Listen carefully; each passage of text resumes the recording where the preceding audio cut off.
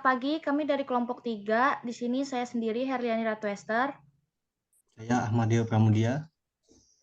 Saya Triana Sinta Maria. Di sini kami akan mempresentasikan tentang motif dan fungsi dari suatu bisnis.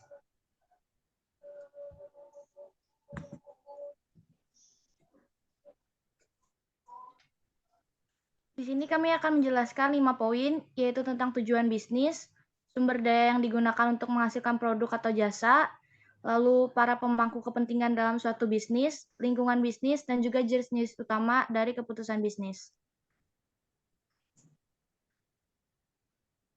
Nah, yang pertama di sini ada tujuan bisnis, yang dimana ada 3. Yang pertama adalah memperoleh keuntungan sebanyak-banyaknya dengan pengorbanan yang sangat sedikit. Di sini maksudnya adalah suatu perusahaan atau wirausahawan itu menggunakan modal dengan sedikit mungkin untuk mendapatkan keuntungan yang lebih banyak.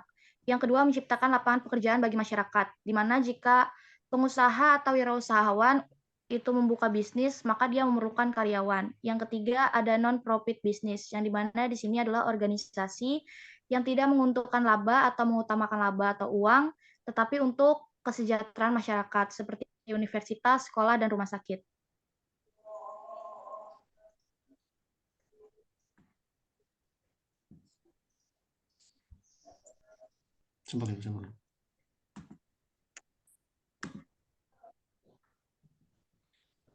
Menurutnya yaitu ada sumber daya yang digunakan untuk menghasilkan produk atau jasa. Yang pertama sumber daya alam. Sumber daya alam meliputi sumber daya apapun yang dapat digunakan dalam bentuk alamiahnya.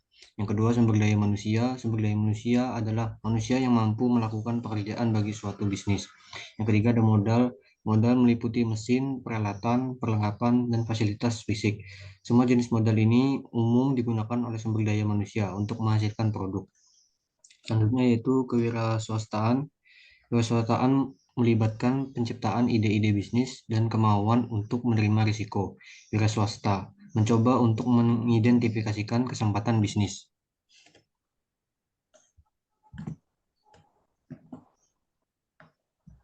Nah, di sini ada para pemangku kepentingan dalam suatu bisnis. Yang pertama ada pemilik. Pemilik ini bisa berupa owner dari di sebuah perusahaan atau pemegang saham yang lebih dari 50%.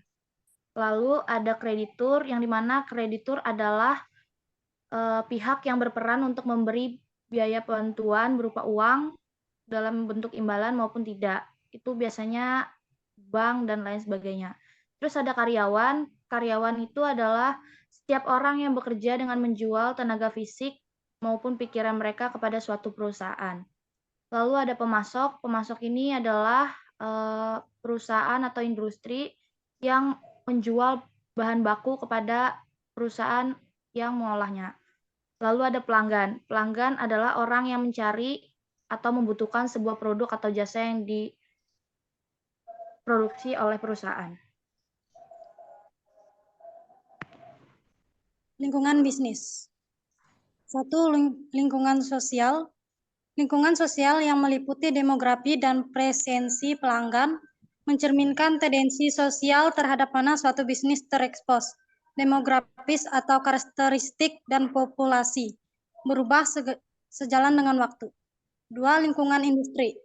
Lingkungan industri mencerminkan kondisi di dalam industri perusahaan terhadap mana perusahaan terekspos. 3. Lingkungan ekonomi. Kondisi ekonomi memiliki dampak yang kuat terhadap kinerja dan setiap bisnis. Ketika perekonomian kuat, tingkat lapangan kerja tinggi dan kompensasi yang dibayarkan kepada karyawan juga tinggi. Lingkungan global. Lingkungan global dapat mempengaruhi seluruh perusahaan baik secara langsung maupun tidak langsung. Jenis-jenis utama dari keputusan bisnis. 1. Pemasaran. Cara bagaimana produk atau jasa dikembangkan, ditetapkan harganya, didistribusikan, dan dipromosikan ke pelanggan. 2. Keuangan. Keuangan adalah cara bagaimana perusahaan memperoleh dan menggunakan dana bagi operasi bisnisnya. 3. Akuntansi. Akuntansi adalah ikhtisar dan analisis kondisi keuangan perusahaan. 4. Sistem informasi.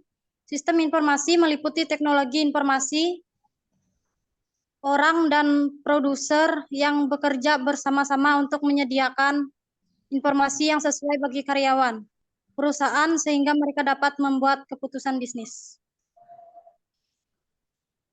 Baik, sekian presentasi dari kami. Kami ucapkan terima kasih.